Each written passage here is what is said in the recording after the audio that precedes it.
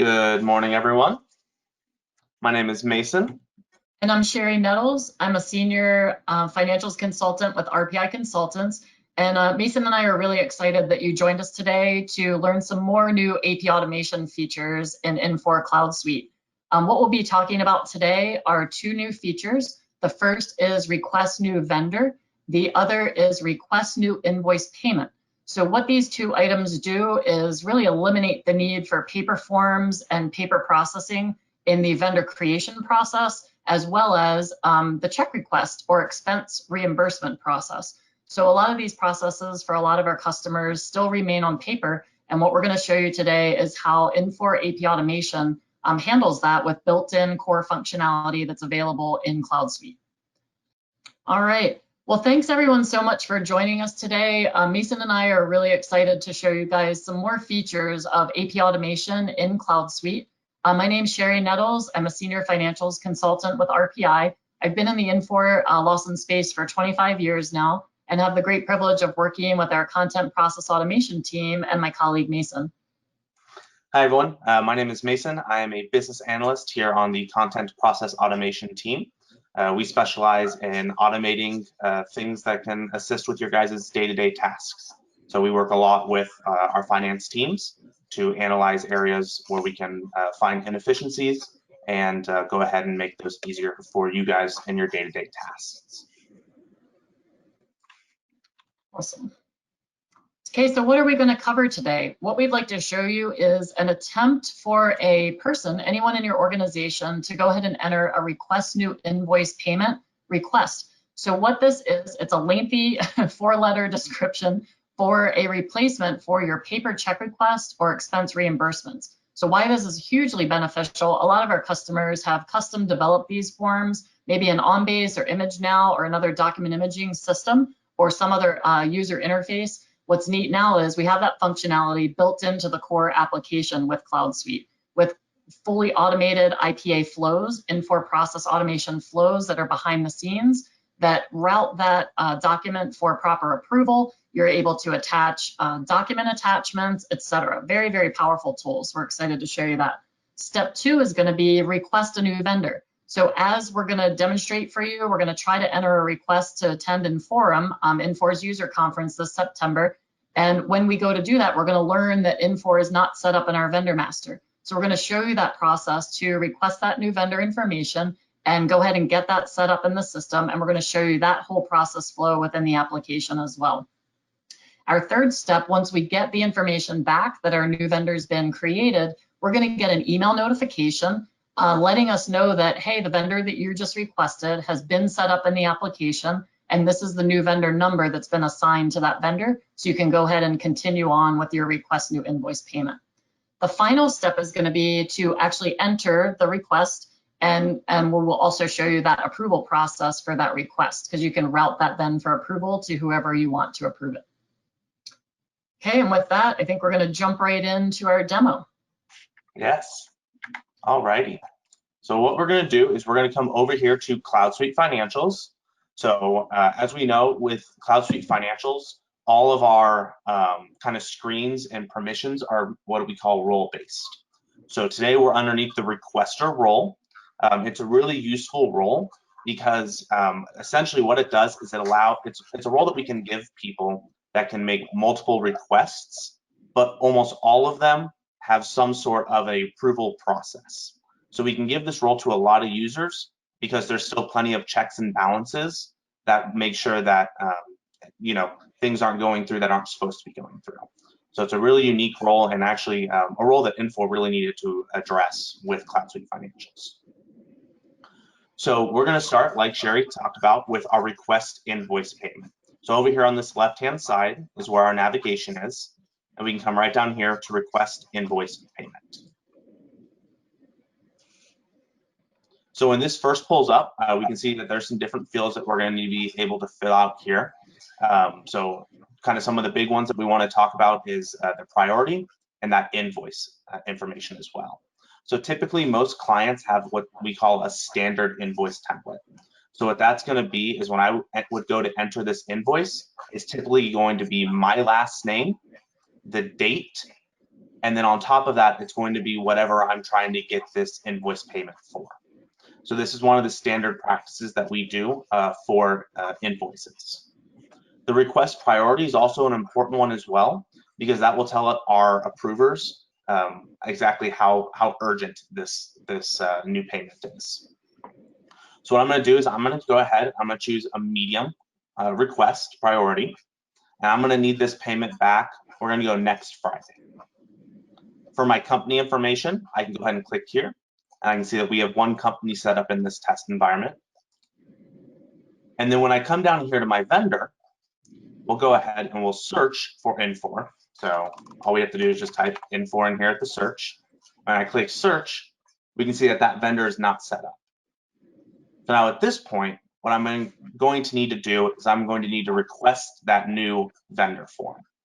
So to do that, I can either click Save as Draft, which will save this as a draft. I can come back to it later, or I can just go ahead and click Cancel.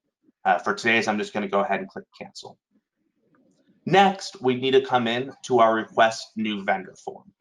So coming back over here, we have our Request New Vendor. We'll go ahead and we'll put this as a high urgency this time, since we need to be able to fill out our application here soon. So we're going to put it back that we need it by Monday. We'll type in Infor as our vendor name. For our notes, we can type in that we need this added for a request, for a check request. Let's go with that, check request. Alrighty. And then at this point, we can actually go ahead and that's all we need to fill out on our end. And what we'll actually do is we'll go ahead and click Submit, and we'll send this off. Oh, I apologize. You need to do the address. Still need it as well. Yeah. Yep. So we're going to go ahead and choose USA. We know that Infor's address is 641 Avenue of the Americas. And we know that this is going to be in New York. And our postal code is going to be 10011. Awesome. So this is what we're actually going to go ahead and submit over to our vendor person. So we'll go ahead and we'll click Submit, and that will be sent off to our vendor approver. So for this example today, our vendor approver is Sherry. So I'm going to go ahead and I'm going to pass this over to Sherry and let her go ahead and show off that screen. Sounds good.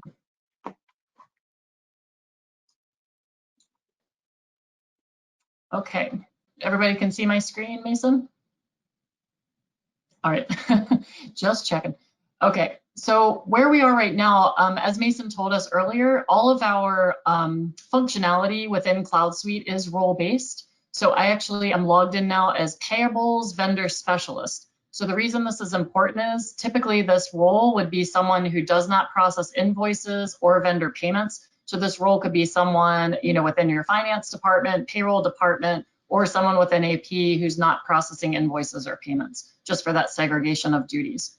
So as this role, I'm going to go into my in basket as this payables specialist. All of these requests will flow to me since that's my role to approve these vendor requests. So up here in my tasks, I'm an approver for a number of things. So I'm going to actually click into this task called Final Approver for Request New Vendor. And I'm going to see down at the bottom of my screen, I have a work item down at the bottom that says Request New Vendor. And I can see the originator was Mason. So I can go ahead and open that up.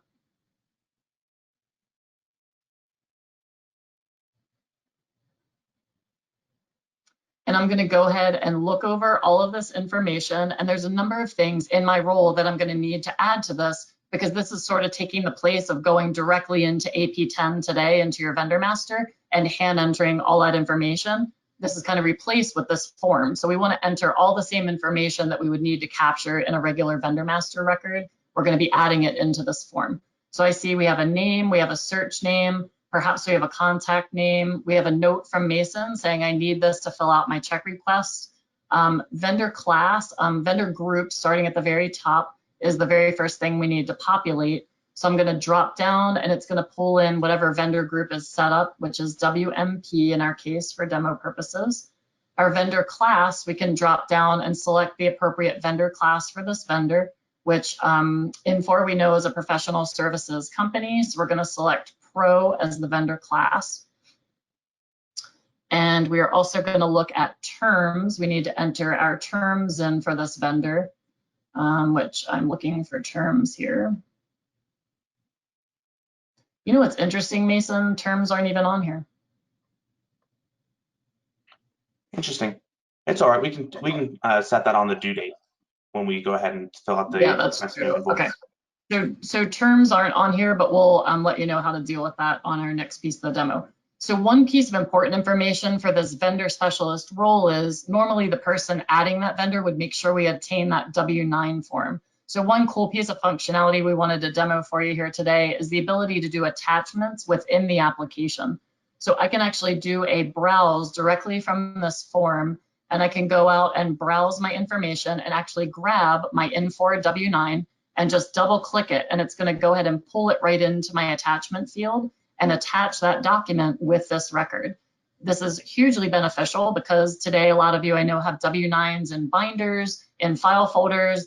Some people I've seen have them sort of all over the place, might not have them at all. So this really ensures that you have all that proper legal documentation that you need. One other piece of information I think I wanted to do up here is entering the tax ID information. That's another important piece of information. So we have tax ID type, so we're putting in federal tax ID, and then our tax ID number from my W-9 is this 258594532 is their tax ID number. And once I have all my information populated and I have my W-9 attachment, I can go ahead and click on approve. And this is all going to load, and it's actually going to route to, it's going to create the vendor number, and then it's going to initiate an email back to the original requester that provides them with that new vendor number in the system, which is really, really important and valuable. So I'm going to turn it back over to Mason, who's going to show us what that looks like. Awesome. Thank you. And I'm going to go ahead and share my screen here as I'm waiting for my email to come through. There we go. Oh, is my screen showing? Yes. It is, yep. Awesome. So we actually need to switch this over to screen 1 real quick. So we can actually see right here that we get a request status sent back to us, and we can see that the request for new vendor N4 has been approved, has the vendor information and the vendor number as well, which is vendor 25. And we can actually customize this to look however you would like. If we want additional information here, we can also include that as well. It's just a little bit of a tweak within the IPA flow to accommodate any of those type of needs. So now that I know I was able to receive my new vendor for Infor, I actually need to go ahead and I need to go back and I actually need to put in my request invoice payment now. So I'm going to come back to my request invoice payment form that I was on earlier today. We'll go ahead and we're going to keep our request priority as medium, and we still need this back by the 29th. For our company, we can go ahead and choose 10, which is our main company here. And for our vendor, we know that our vendor is 25 from our Outlook, but we don't have to go that route if we don't want to. We can come right in here, and then if we type in Infor, we can see it comes up right here as vendor 25. So double click on that. For our invoice, we talked about this a little bit earlier, but what we want to do is have some sort of a standard technique or process that we follow. Our normal recommendation is our last name, and then it would be today's date, which is 5/22/20, and then what we're attending, which is Inform. So now, once I have this information filled out, I need to have some additional information on kind of the invoice amount and things along those lines. So this is where I would go ahead and I would start typing in that information here. So our invoice is $4,385. Hey, Mason, pull up, I'm sorry, excuse me. Do you want to pull up the expense report that you're looking at and put that kind of next to your screen so they can show what you're looking at?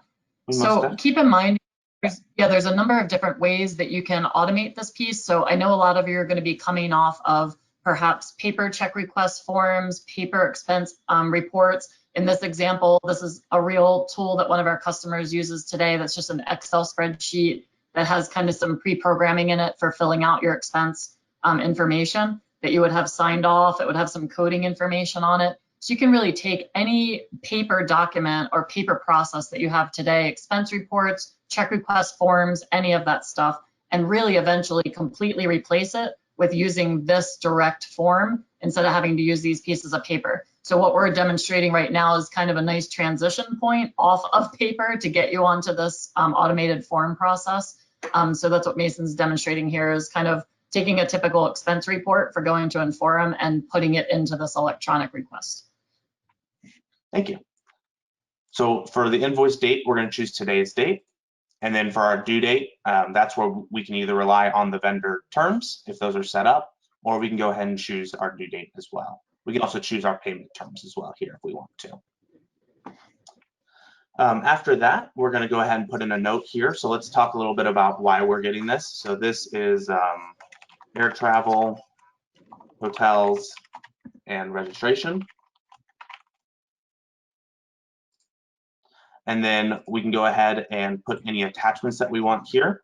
So I want to go ahead and I want to attach this expense report here. So I'm going to go ahead and open that up. I can type in expense report, choose the file that I want here, and then go ahead and press OK. So that will go ahead and that will put that attachment in there right there.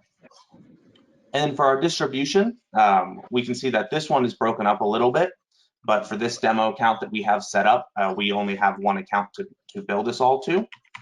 So I'll go ahead and type in my distribution amount, choose my company, which is company 10, choose my department, which I know for this one is going to be financial, if I can type today, finance/accounting.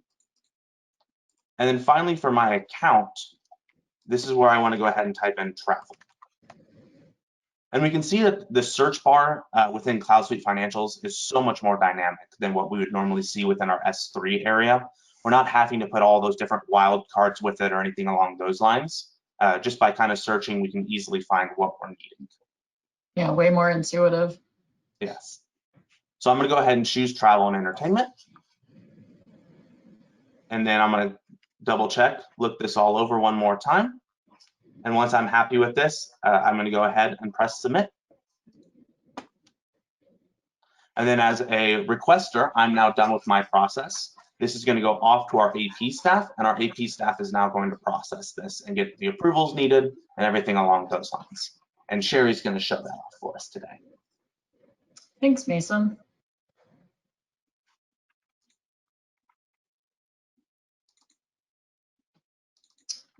Okay.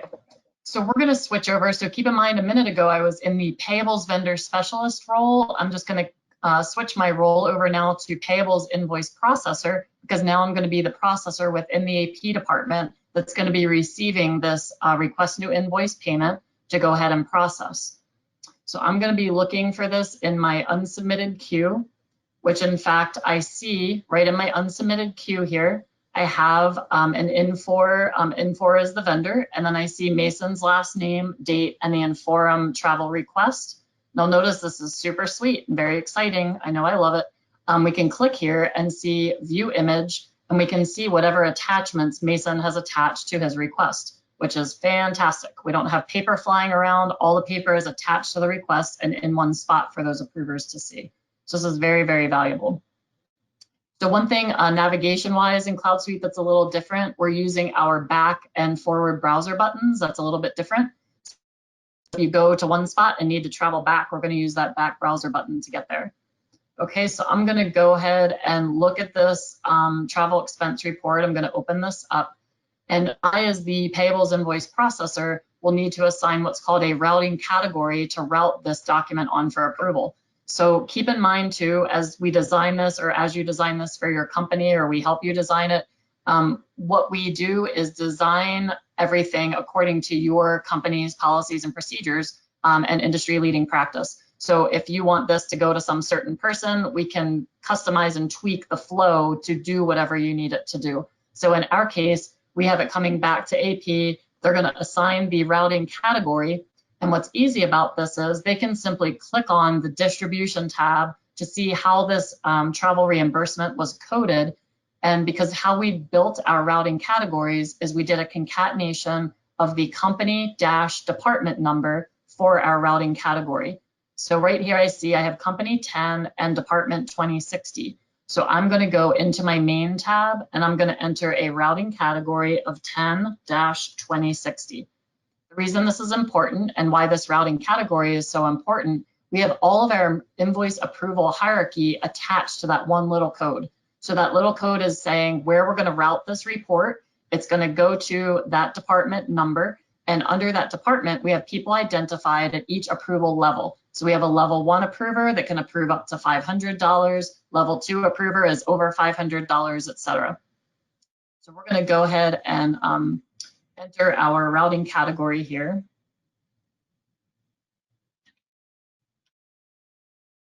And up at the top of the form, I'm just going to click on my save button because I need to resave my invoice to go ahead and capture and save that routing category.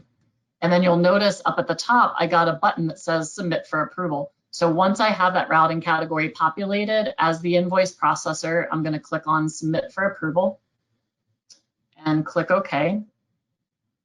And we get a notification in the upper right-hand corner that says invoice submitted for approval. Okay. So then we are going to show you the approver role, if I can say that. So now I'm going to switch hats again and come up here. All of my roles are in alphabetical order. You will not have this many. We have ourselves set up for literally every role that's in the entire application, but you're going to see a much more manageable list of roles that are assigned to you. And what's neat is when you click into the role, it gives you your menu options that are available for that particular role. So there's no more having to know form numbers, form names, all that stuff. We can just click through a menu and easily navigate to where we need to go. Okay, so as the approver, I'm going to click into my in basket. And I'm going to click on my name. And I'm going to see here that I have something to approve. It's called a work item. So I'm going to double click into this request new invoice payment request here so I can approve it. Okay, so notice in the upper right, I have a view invoice document. So I can click into here and see what's attached here, which is super cool. I can see my expense report here.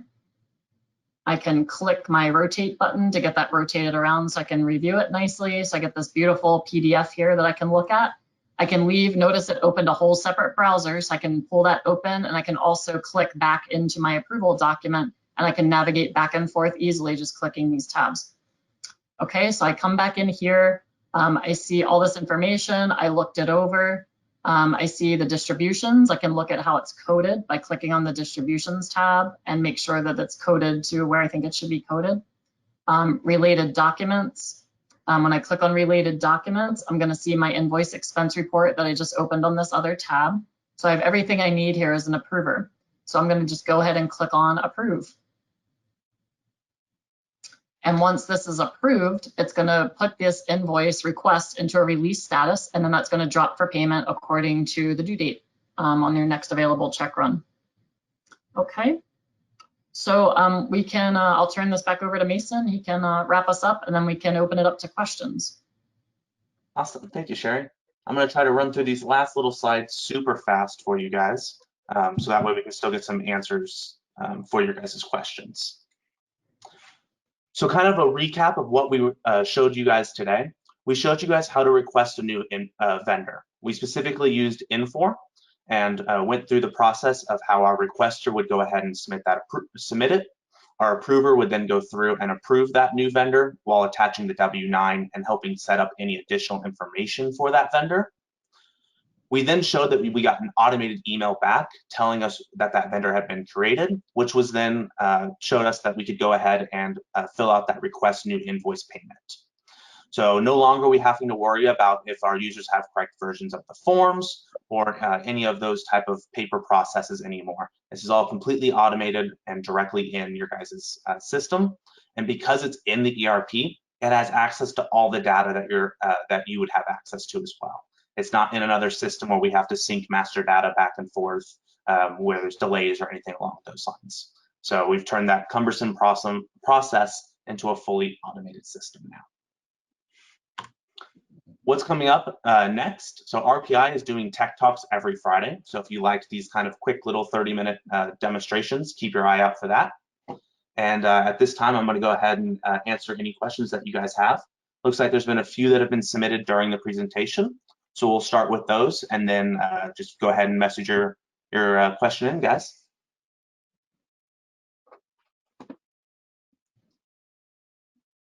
Alrighty.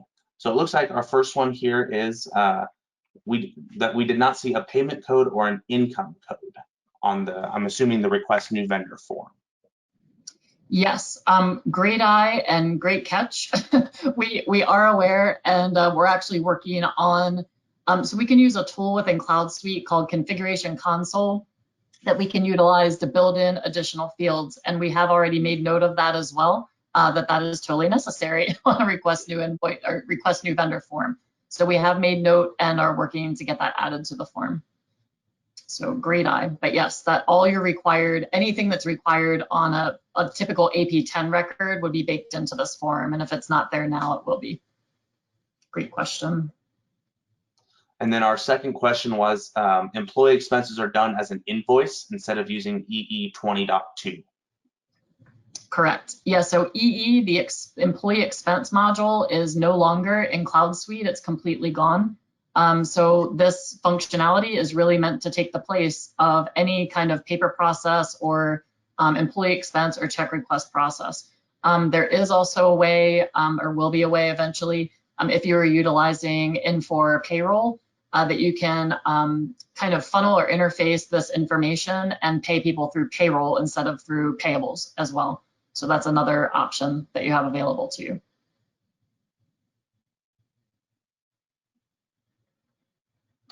The next question is, where do you enter ACH information? This is done by AP during the approval process. ACH information. What do we mean by that? Just the payment code, I guess, that it was an ACH vendor? Is that what you're asking? Because if it was, if we knew, I think you're asking is if we. Sherry, it's Tara from Frederick County who's asking that question. Okay. If that helps. Sorry, for some reason I'm struggling to see questions. I'm not sure what I'm doing wrong here. If you click the little pop-up, it will come out in a nice big window for you. Oh, that's much better. Thank you, Mason. Sorry, friends. Learning another new software. Let's see. I didn't see a payment code or income code. Sorry, I'm getting caught up. Employee expenses, AP. Where do you, okay, I'm with you now, Tara. Where do you enter ACH information? This is done by AP during the approval process. So keep in mind too that AP is not going to be the approver. You're going to have departmental approvers. And I remember you asked the question yesterday, Tara, that you guys in AP want the final approval. So as I think Mason told you guys yesterday, we can bake that into your functionality that it kind of stops off back at AP for that final approval. So I'm thinking you're asking, so ACH, if we know that Infor is an ACH vendor, we would attach that ACH payment code on the vendor master record itself, so you don't have to override that at the invoice level. If you need to do that, then you should have that field available on the request. But we shouldn't have to ever override payment codes at the invoice entry level. That should always be done at the vendor level where you maintain those payment codes. Okay, let's see. So Adam asks if my understanding is correct between when the requester submits and the manager approves, the payables invoice processor reviews it. Yes, that's correct. What do they do during the interim step? Could they review after the manager approves so accounting has the last look at the invoice before paying? So yes, so in your approval flow, you can identify within your department who your approvers are at all levels. There is also built into the standard IPA flow, there's actually a first stop before it gets to it back into AP to assign that routing category, We actually took it out of our IPA flow for our current customer because they didn't want that stop because it was going to go back to the department anyway. So if you want finance to have that first stop, we can keep that first stop in the flow in there and have that route to someone in finance to have that review before it goes to the department. So again, whatever you need for your company, however you want the flow to work, we can make it happen for the most part. Right, Mason? That is correct. And Infor has done a really good job of kind of empowering both consultants and clients by bringing really powerful workflow tools.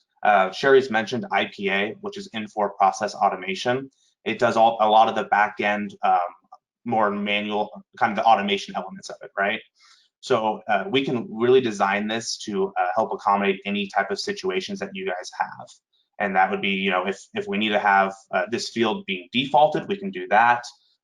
For example, when we looked at the routing category, we could even have that step automated so that, you know, once, you know, our AP staff doesn't even have to look at it before we go off for approval. There's a lot of different things that we can take a look at, and there's a lot of different portions that we can figure out. And that would all be done during kind of like the design session sit down. Right. And Tara, I see your next question about, I do remember you're decentralized and you commented users do not approve new vendors, and that's correct. So what we just demoed for you, I was pretending to be the vendor approver. I was not a user. So that role of vendor master person is assigned to your person who's in charge of your vendor master. So it would not be users out in the field at Frederick County approving those vendors. It would be the person in charge of the vendor master who's doing the approving. Okay, so that's the users in the field who are making the request for invoice payment are requesting for the new vendor to be set up, but the person in charge of the vendor master is the one doing the approval and the final setup. Okay. Any more questions we can help answer for you guys? I know we're running a little over time, and I apologize on that. We're good though, if you have more questions, right, Mason? Yes, I was about to say, I am good. I do not have a meeting after this, so. Yeah, I don't have a meeting either, so you guys can ask away. We're happy to answer whatever your questions are. Tara asked, with no more AP10, where do we assign the payment terms? And that goes back to that conversation that Sherry talked about earlier. That form is what Infor provides to us. We have identified a few things that are missing, and yes, we actually have communicated that to Infor, and they are currently working on getting that included in the next patch. But like Sherry talked about as well, with configuration console, we can put any fields that are needed that would not normally show up on that. So if, for example, you guys had a very specific case where you needed to fill out a specific field, we can add that into that form with honestly really quick and not very difficult at all, which is really nice about that. I always joke that usually the longest part about doing configuration console is the documentation of it. So making sure that we document it for you. Yeah, any other questions? Adam says, I understand that there is a vendor portal. Would that process work similar to what you're describing here, except the vendor would enter in the information, the invoice information instead of an internal requester? So that's actually a really good question. Sherry, have you had a chance to look at Infor's vendor portal yet? I have not, but all I've learned about it so far is it's, I believe, meant more to be a way for vendors to inquire on information, more so than, like, we certainly wouldn't be letting the vendor set themselves up as a vendor in our vendor master. So I haven't played much with it, honestly, to have great experience with it, but what I've heard of it is it's more of an inquiry tool than a, let me get in your system and set myself up as a vendor. I actually, sorry, I should have said, I actually was able to demo this product about 2 weeks ago for a potential client. And that is exactly how it functions. It is more designed for the invoice tracking rather than allowing them to set themselves up as a vendor. And that's just checks and balances and a little bit of security. We don't want vendors being able to set themselves up because then we open up a potential of, if we have additional automation, of them being able to write themselves their own invoices as well.